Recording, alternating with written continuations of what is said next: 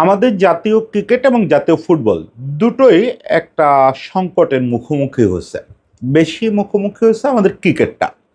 ক্রিকেটে এমন একটা পরিস্থিতি তৈরি হয়েছে, এই ক্ষমতাসীন বুলবুল ভাইয়ের পক্ষ এবং যারা বিরোধী পক্ষ, সেটাকে আমরা তামিম পক্ষ বলে যদি চিহ্নিত করি, তাদের বিরোধে এমন একটা পরিস্থিতি তৈরি হয়েছে যে ক্রিকেট এখন যে কোনো সময় অনির্দিষ্টকালের একটা নিষেধাজ্ঞার মুখে পড়ে যেতে পারে। ভয়াবহ একটা ঝুঁকির মধ্যে পড়ে গেছি আমরা। এই জায়গাটায় একটা পক্ষ অন্তত ক্রিকেটকে জিম্মি করতেছে এই চেয়ারের জন্য। আবার ফুটবলে যে ক্রাইসিসটা হয়েছে, ফুটবলে আমাদের ন্যাশনাল ফুটবল টিম অনেক দিন ধরে একজন স্প্যানিশ ভদ্রলোকের হাতে জিম্মি হয়ে আছে বলে আমরা দূর থেকে মনে করি। অ্যাকচুয়ালি ওই ভদ্রলোকের সমস্যা না, সমস্যা হচ্ছে আমাদের লোকাল কিছু খেলোয়াড় এবং কিছু কোচের একটা সিন্ডিকেট আছে ওখানে। এই সিন্ডিকেটটা নিয়ে অনেক দিন ধরে কথা বলা হয়। এই সিন্ডিকেটটা দলের যোগ্য কিছু ছেলেপেলেকে দলে ঢুকতে দেয় না, অযোগ্য কিছু ছেলেপেলেকে দলে স্থায়ী করে রাখছে। এমনকি এই যে আমাদের প্রবাসী যারা খেলতে আসে তাদেরও বিভিন্ন ডিসকমফোর্টের কারণ হয় এই সিন্ডিকেটটা। এখন এই দুটো জিনিস আমাদের সবচেয়ে বড় যে দুটো খেলা, এই দুটো খেলাকে একটা হুমকির মধ্যে ফেলছে।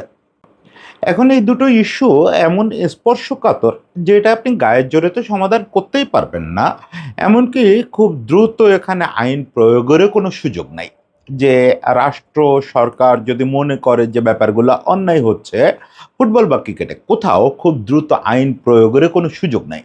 এখানে অত্যন্ত কৌশলের সঙ্গে কূটনৈতিক দক্ষতার সঙ্গে আগাইতে হবে। এবং সেই পুরো চ্যালেঞ্জটা আসলে সরকারের হয়ে আমাদের ক্রীড়া প্রতিমন্ত্রী আমিনুল হকের। আমিনুল হককে নিয়ে আমাদের ভেতরে একটা সন্দেহ বিরাট ভক্ত গোষ্ঠীর মধ্যে শুরু থেকেই ছিল, আছে, যে তিনি শুধু ক্রিকেট নিয়ে কথা বলেন কেন, তিনি কি শুধু তামিমের পারপাস সার্ভ করতেছেন কিনা। আমিনুল হক গতকালকে এই দুটো বিষয় নিয়েই আলাদা করে কথা বলছেন। এবং অ্যাট লাস্ট মানে আমার ধারণা যে আমাদের যারা ফুটবল ক্রিকেট ভক্ত তাদের আশ্বস্ত হওয়ার কথা যে আমাদের যে দুইটা সবচেয়ে গুরুত্বপূর্ণ ইস্যু, এই দুইটা ইস্যু উনি গতকালকে একদিনে অ্যাড্রেস করছেন। এখন আমাদের দেখার বিষয় যে এই মহা চ্যালেঞ্জটা আমিনুল কিভাবে উতরায় ওঠেন, সেই জিনিসটা নিয়ে আজকে একটু আলোচনা করব। প্রথমত ক্রিকেটের কথা বলি। ক্রিকেটে বুলবুল ভাইয়ের বোর্ড শেষ পর্যন্ত ওই হুমকি কার্ডের দিকেই গেল। এটা তো আমি বুলবুল ভাই যেদিন বাংলাদেশ ছাড়লো ওই দিনই ক্রিকেট বোর্ডের লোকেরা বলতেছিলেন যে উনি ঈদের পরপর দেশে আসবেন। ওই সময়ই ক্রিকেট বোর্ডের কিছু কর্মকর্তা বলতেছিলেন যে উনি আইসিসির সঙ্গে আলাপ করে ফিরবেন। তখনই বোঝা গেছে। এবং এর আগে যখন আমরা ওই বিশ্বকাপ থেকে আমাদের সঙ্গে অন্যায় করার পরেও আমরা সিএসএ না যাওয়ার সিদ্ধান্ত নিলাম, তখনই বোঝা গেছে যে বুলবুল ভাই আইসিসিকে সন্তুষ্ট করার পথেই হাঁটতেছেন। আইসিসিকে সন্তুষ্ট করে এই রকম মোমেন্ট তৈরি হলে যাতে উনি আইসিসির কার্ডটা খেলতে পারেন, যে আমাকে সরালে কিন্তু আইসিসি নিষিদ্ধ করে দেবে। এবং আইসিসির ওই প্রভিশন আছে যে যে কোনো কারণে সর্বোচ্চ অবৈধভাবেও যদি বোর্ড নির্বাচিত হয়, তারপরে যদি সরকার হস্তক্ষেপ করে আইসিসি চাইলে নিষিদ্ধ করে দিতে পারে। এখন সরকার একটা 3 সদস্য না 5 সদস্যের একটা তদন্ত কমিটি করছে। সরকার কিন্তু বলে নাই যে এই তদন্ত কমিটির রিপোর্ট পাওয়া মাত্র আমরা বোর্ড ভেঙে দিতে বলবো, অমুক তমুক কিছু বলে নাই। এখন তদন্ত করার এখতিয়ারও কি আমাদের নাই? আমরা তদন্ত করে দেখে যদি চুপচাপ বসে থাকি বা তদন্ত রিপোর্টটা আমরা আইসিসি যদি পাঠায় দিই, তাতে আপনাদের আপত্তি কি? ক্রিকেট বোর্ড এই তদন্ত করাটাকেই রীতিমতো চ্যালেঞ্জ করে একটা প্রেস রিলিজ দিছে। এইটা আমি মনে করি যে বাংলাদেশ রাষ্ট্রের সঙ্গে একটা যুদ্ধ ঘোষণার মতো কাজ করলো ক্রিকেট বোর্ড। আমি জানি না ক্রিকেট বোর্ডের কর্মকর্তারা কি বুঝে শুনে কাজটা করছেন কিনা। বুলবুল ভাই যতই বলুক, বুলবুল ভাইয়ের কথায় এরকম একটা ভয়ানক কাজ করা যায় যে রাষ্ট্র একটা তদন্ত করতেছে, সেখানে আপনি হুমকি দিচ্ছেন যে এরকম তদন্ত আইসিসি ভালোভাবে নেবে না। আইসিসি এরকম তদন্তের প্রেক্ষিতে কোনো পদক্ষেপ নিলে নিষিদ্ধ করতে পারে, অমুক তমুক নানা রকম করে হুমকি দিচ্ছেন।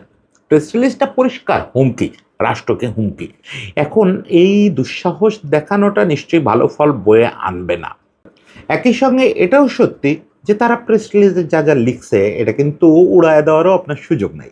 মানে তারা একদম মনের কথাটা বলে দিছে, যেটা মানুষ লুকায় চুরায় করে, একটু ঘুরায় পেঁচায় বলে, ওভার ফোন বলে যে ভাই এগুলা করেন না, করলে কিন্তু আমি এই কার্ড খেলে দিব। ওনারা প্রেস রিলিজ দিয়ে এটা বলছে। এটা পৃথিবীর ইতিহাসে কোথাও ঘটছে বলে আমার মনে হয় না। যাই হোক, সেই ব্যাপারটা তো বিবেচনায় রাখতে হবে, সেটা আগে থেকেই আমরা বলতেছি যে কোনোভাবেই হুট করে বোর্ড ভেঙে দেওয়া যাবে না। কারণ এইটা ২০২৬ সাল, আমাদের জন্য এই বছরটাও অতীব গুরুত্বপূর্ণ বছর। দেখেন, টি-20 বিশ্বকাপ আমরা খেলতে পারি নাই, এটা অত্যন্ত দুঃখজনক ব্যাপার। কিন্তু সেটাতে আমাদের ক্রিকেটের কোনো বিরাট ক্ষতি হয়ে যায় নাই। তখন অনেকেই আওয়াজ দিচ্ছিলেন যে আমরা টি-20 বিশ্বকাপ খেলতে না গেলে আমাদের দেশের ক্রিকেট ধ্বংস হয়ে যাবে। না, কখনোই এটা হবে না। এমনকি আমরা যদি আগামী ওয়ানডে বিশ্বকাপটাও খেলতে না যাই সুযোগ পেয়ে, তাও আমাদের ক্রিকেটের কিছু হবে না।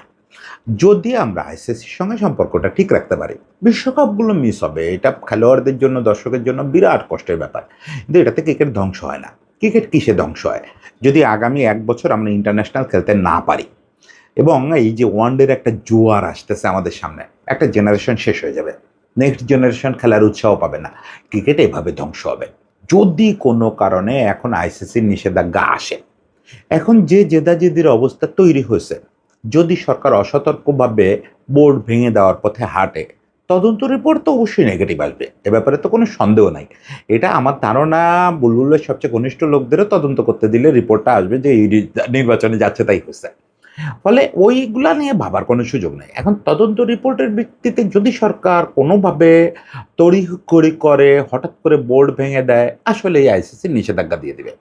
এবং সেই নিষেধাজ্ঞাগুলো হয় সাধারণত এরকম যে আইসিসি যতক্ষণ সন্তুষ্ট না হচ্ছে ততক্ষণ পর্যন্ত নির্বাচনের ডেট ঘোষণা করা যাবে না, এবং নির্বাচনের ডেট ঘোষণা করার পরেও আইসিসির পর্যবেক্ষক দলের সামনে নির্বাচন হতে হবে, তারপরে গিয়ে নিষেধাজ্ঞা উঠবে।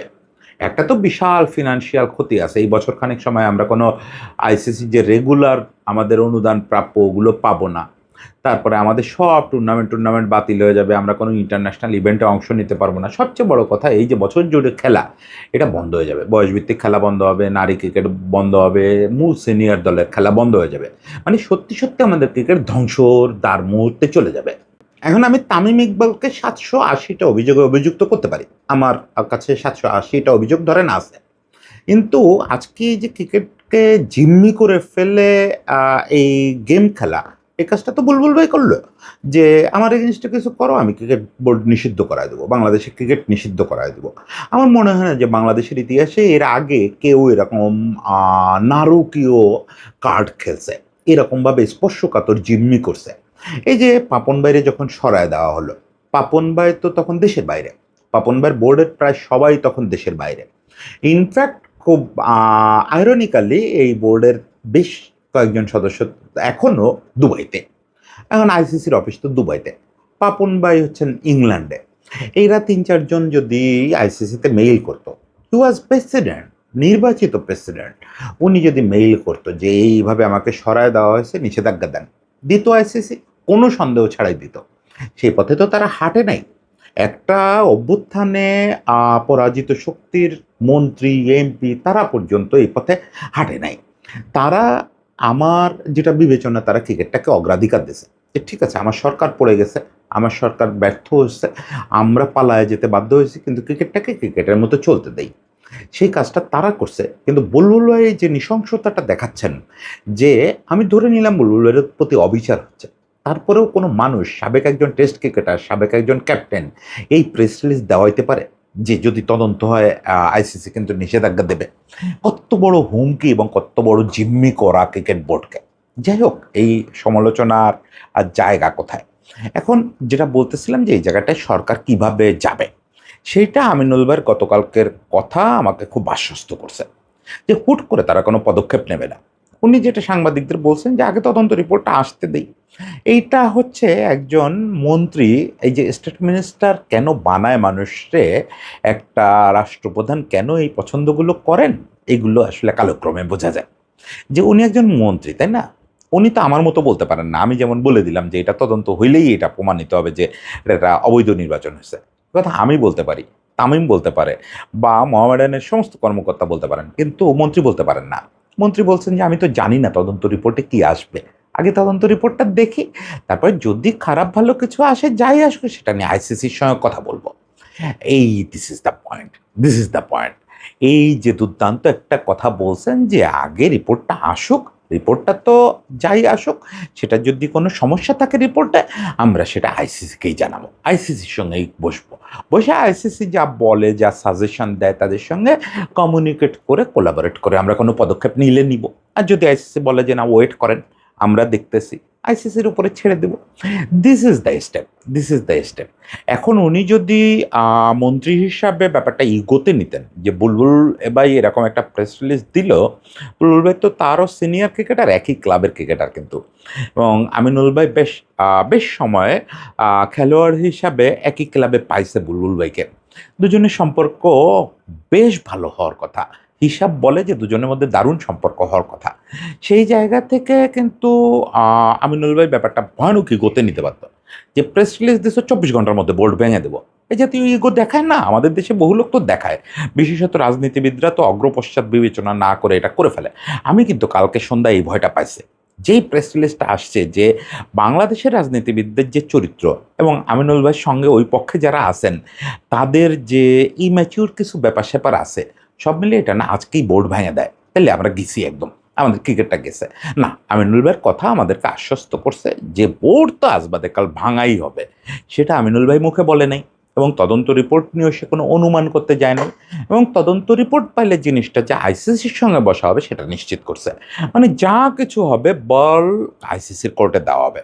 এটা হচ্ছে প্রথম, আমি বলবো যে আমিনুল ভাই ক্রীড়া প্রতিমন্ত্রী হিসাবে প্রথমে একটা মাস্টার ক্লাস দেখালো, একই দিনে সে আরেকটা মাস্টার ক্লাস দেখাইছে।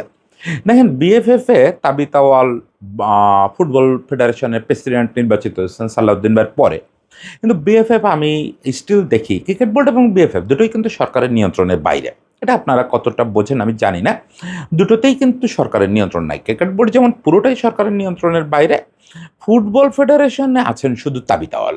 এখন তাবিত আওয়াল বিরাট ফিগার, কোনো সন্দেহ নাই, তাবিত আওয়াল আবদুল্লাহ আওয়াল মিন্টুর ছেলে, তাবিত আওয়াল একা সব কিছু চেঞ্জ করতে পারবেন না। দেখছেন না এই যে মেয়েদের ক্রিকেট ফুটবল নিয়ে কদিন আগে কি হলো, উনি খেলা অ্যারেঞ্জ করে দিয়ে আসছেন, কে বা কারা সেই খেলা বাতিল করে দিচ্ছে উনি জানেনই না, ফিজিও ছাড়া টিম যাচ্ছে উনি জানেনই না। এখন যেগুলো ওনার জানার কথা, যেসব রিপোর্ট ওনার পাওয়ার কথা, সেগুলো একটু দেরি করে করে পাচ্ছেন, এটাই যথেষ্ট একটা ফেডারেশনকে শেষ করে দেওয়ার জন্য। সেই সঙ্গে আমাদের তো বহুকাল ধরে একটা ক্রাইসিস, আমরা সামনে দেখি খলনায়ক হচ্ছে কাভরেরা, স্প্যানিশ কোচ, যে সে একটা সিন্ডিকেট নিয়ে দল চালায়, কিন্তু মূলত তো নেপথ্যে একটা সিন্ডিকেট আছে, এটা আমাদের ভক্ত সমর্থকরা, বিশেষত আমাদের ফুটবলকে যারা গত 1 বছর 1.5 বছর 2 বছর ধরে টিকায় রাখছেন, সেই সমর্থক গোষ্ঠীগুলো, প্রত্যেকটা সমর্থক গোষ্ঠী, তারা নিজেদের সঙ্গে প্রতিদ্বন্দ্বিতা করলো, আমার কাছে এরা প্রত্যেকটা সমর্থক গোষ্ঠী সমান স্যালুট প্রাপ্য। এরা এই সিন্ডিকেটের কথা বলেই যাচ্ছে বলেই যাচ্ছে। দেখেন, যখন ওই যে ছেলেটা আসলো, ফাহিম ছেলেটা আসলো, তখন তো আমরা চোখের সামনে দেখলাম সিন্ডিকেট কিভাবে রোল প্লে করে। ওকে তো প্রথম খেলতেই দেওয়া হলো না, ওকে প্রথম যাচ্ছে তাই করে বিদায় দিয়ে দেওয়া হলো। হামজা সমেত সুপারস্টার বলে তাদের সঙ্গে পারে নাই, জায়ান, কিউবা, প্রত্যেককে ঠেকানোর চেষ্টা করা হয়েছে যাতে দলে তারা জায়গা না পায়। এই জিনিসগুলো করা হয়েছে আসলে কোচ একটা গ্রুপকে সন্তুষ্ট করে চাকরি টিকায় রাখতে চেয়েছেন। আর সেই গ্রুপটার বৈশিষ্ট্য কি, সেটা আজকে আমিনুল ভাই প্রেস কনফারেন্সে বলছে। সে বলছে যে ফুটবলে একটা সিন্ডিকেট তো তৈরি হয়েছে, এটা তো শুনছি আগেই, কিন্তু আমি খুব অবাক হয়ে গেলাম সেটা চরিত্র দেখে। সেটা কেমন? সেটা হচ্ছে কিছু খেলোয়াড় আছে, তারা যোগ্য, তারা জাতীয় দলে আসার সময় শর্ত দেয়, অমুকরে অমুকরে না আনলে আমি খেলবো না। কি ভয়ঙ্কর কথা, কি ভয়ঙ্কর কথা। এখন কথা হচ্ছে, কথা আমরা জানতাম না, জানতাম, কিন্তু এই প্রথম রাষ্ট্রের এই পর্যায় থেকে এই কথাটা আসলো। নিশ্চয়ই উনি এর মাঝে তাবিদ ভাইয়ের সঙ্গে বসছিলেন, সেখানে এই বিষয়গুলো নিয়ে আলাপ হয়েছে। একই সঙ্গে এটাও আলোচনা হয়েছে যে এরা মিলে নিজেরা ঠিক করে কে দলে সুযোগ পাবে কি পাবে না। তো সে যেটা বলছে যে এই সিন্ডিকেট ভাঙার জন্য আমরা মানে যা যা করণীয় তাই তাই করব। এখানেও কিন্তু চ্যালেঞ্জটা ওই, তাড়াহুড়া করা যাবে না। তাড়াহুড়া করলে ক্রিকেটের মতো নিষিদ্ধ হওয়ার ভয় নাই, ইকোসিস্টেম ধসে যাওয়ার ভয় আছে। এখন তরুণ তরুণ এবং প্রবাস থেকে আসা বাংলাদেশি বহু ছেলেপেলে আমাদের ন্যাশনাল টিমের আশেপাশে, এই যে অলরেডি সুলেভানরা 2 ভাই চলে আসছে, আরও অনেকগুলো ছেলেপেলে আসছে। সৌমিত আবার জাতীয় দলে কল আপ পাইছে, খুব খুশি হয়েছে সে। মানে এখন কিন্তু আমাদের এখানে গিজ গিজ করতেছে বিদেশি প্রতিভা। এখানে যদি কোনো রকম কোনো ঝামেলা হয়, মানে ফুটবল ফেডারেশনও তো, ফিফা তো আরও ভয়ানক আইসিসির জায়গায়, যদি সরকার কোনো রকম ইন্টারফেয়ার করে আর সেটার ফলে যদি ফিফা শাস্তি শাস্তিও দেয়, নিষেধাজ্ঞা বাদ দেন, যদি জরিমানা টরিমানাও করে, আমাদের অনেক বিদেশি ফুটবলার যারা এখনো ন্যাশনাল টিমের ক্যাম্পে যোগ দেয় না তারা ব্যাকফুটে চলে যাবে যে না বাংলাদেশ ফুটবলে তো নোংরামি চলতেছে, আমরা ডুববো না। ফলে এটাও আমাদের জন্য মাথায় রাখতে হবে যে এটাও হুট করে সমাধান করার জিনিস না, খুব তাড়াহুড়া করার জিনিস না। অবশ্যই এটাও ক্যান্সার, এটাকেও কাটতে হবে, কিন্তু সেই কাটাটা খুব আস্তে এবং কৌশলের সঙ্গে হতে হবে। আমি এক্ষেত্রে মনে করি প্রথমত হচ্ছে আমিনুল ভাইয়ের যেটা উচিত সেটা হচ্ছে তাবিদ ভাইয়ের এম্পাওয়ারমেন্ট। মানে আমিনুল ভাই তাবিদ ভাইয়ের বিরুদ্ধে কোনো প্রতিদ্বন্দ্বিতা আছে কিনা আমি জানি না, অনেকে ফেসবুকে লেখেন আছে, আমি জানি না, আসলে থাকার কথা না, ওনরা একই দল করেন, একই রকম ক্রীড়াভক্ত মানুষ, আর আমিনুল ভাই তো সুপারস্টার ছিলেন, ফলে প্রতিদ্বন্দ্বিতা থাকার কথা না। আমিনুল ভাইয়ের এখন যেটা প্রথম করণীয় সেটা হচ্ছে বা বাফুফেকে অ্যাটলিস্ট যা চাকরি করেন সেই পর্যায়টা এইভাবে সাজায় দেওয়া যাতে তাবিদ ভাইয়ের ফুলি কন্ট্রোলে থাকে বাফুফেটা, সেটা করতে পারলে সিন্ডিকেট ভাঙার বাকি কাজটা তাবিদাওয়াল পারার কথা। এটার জন্য রাষ্ট্রের অংশগ্রহণ দরকার নেই, রাষ্ট্রের হস্তক্ষেপের কোনো দরকার হবে না যদি বাফুফেটা পুরোপুরি একটা সেন্ট্রাল কমান্ডে আসে। সেই জন্য কি দরকার, যেসব ডিরেক্টর বিভিন্ন সুবিধাভোগী ডিরেক্টর আছেন তাদেরকে আস্তে ধীরে বিভিন্নভাবে রিপ্লেস করা, তাদেরকে অসক্রিয় জায়গায় পাঠানো এবং তাদের ক্ষমতায়ন বাড়ানো। এগুলো আপনার শুনলে মনে হতে পারে যে বিরাট তেলবাজি করতেছে, পাওয়ারফুল লোকেদের এম্পাওয়ারমেন্টের কথা বলতেছে। দিস ইজ ওয়ার্ড ভাই। আপনি যদি কোনো একটা জিনিস বিশৃঙ্খলভাবে চালান, একটা জায়গায় যদি 4-5টা ভরকেন্দ্র থাকে, ওই প্রতিষ্ঠান চলে না। আমি সবসময় দেখতে চাইবো আমার দেশের একটা ফেডারেশন, এটা যিনি চালাচ্ছেন তিনি যেন সবচেয়ে শক্তিশালী হন, তিনি যেন সবচেয়ে শক্তি দিয়ে চালাতে পারেন। এটা দুর্বল সংগঠনের চেয়ে বাজে জিনিস নাই, হচ্ছে সংগঠন না থাকাও ভালো। ফলে আমি যদি চাই যে তাবিতাওয়ালা এটা প্রেসিডেন্ট থাকবেন, আমি তাকে সর্বোচ্চ শক্তিতে দেখতে চাই এবং তার টিমের প্রত্যেকটা ইচ্ছা বাস্তবায়ন হচ্ছে এটা দেখতে চাই। সেটা হলে এই সিন্ডিকেট ভাঙা সম্ভব। ফলে আমিনুল ভাই বোধহয় এই প্রথম আমাদের ক্রীড়া ভক্তরা যারা এতদিন হা হা হা হা হা হা দিয়ে যাচ্ছিলেন আমিনুল ভাই প্রতিটা ছবিতে প্রতিটা কথায়, তারা একটু আশ্বস্ত হওয়ার কথা যে এই লোকটা হাওয়া থেকে পড়ে নাই, বাংলাদেশের স্পোর্টস বুঝে শুনেই পড়ছে, ওয়েট করছে। আপনারা যেরকম দ্রুত চাইছেন যে আমিনুল ভাই ক্রীড়ামন্ত্রী হওয়ার আগেই ফুটবলের সিন্ডিকেট নিয়ে কথা বলা শুরু করবে, ফুটবল নিয়ে হইচই শুরু করে দিবে। ভাই একটু একটু শান্ত হন, এই তো বললো সিন্ডিকেট নিয়ে কথা, আর অনেক কিছু নিয়ে কথা বলবে, আস্তে আস্তে কথা বলতে দেন। আস্তে আস্তে না গেলেই বিপদ ভাই। দুইটা অর্গানাইজেশন ফিফা এবং আইসিসি, এই দুইটার কথা মাথায় রেখে সরকারকে চলতে হয়। সরকার আমার আপনার মতো, আমি হুট করে বসে 5 মিনিটের সিদ্ধান্তে একটা কন্টেন্ট বানায় ফেলতে পারি, আপনি 30 সেকেন্ডের সিদ্ধান্তে একটা স্ট্যাটাস দিয়ে দিতে পারেন, আরেকজন 1 মিনিটের সিদ্ধান্তে একটা কার্ড বানায় ট্রল করে ফেলতে পারে, আর তো এমনি মিলি সেকেন্ডে হাহা দেওয়া যায়। এত দ্রুত তো সরকার অ্যাক্ট করতে পারে না, তাহলে তো দেশের ইকোসিস্টেম দোষে যাবে, ফুটবল ক্রিকেট সব নিষিদ্ধ হয়ে যাবে।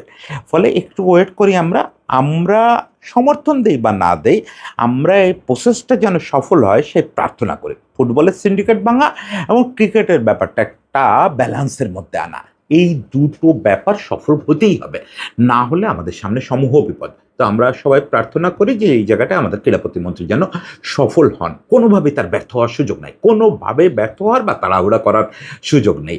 তো আমিনুলের জন্য প্রার্থনা থাকলো, আমাদের ক্রিকেট ফুটবলের জন্য সবচেয়ে বেশি প্রার্থনা থাকলো। ফুটবলেরও সামনে জমজমাট সব ব্যাপার স্যাপার আসতেছে, সেই সময়গুলোর অপেক্ষায় থাকলাম। সবাই ভালো থাকবেন।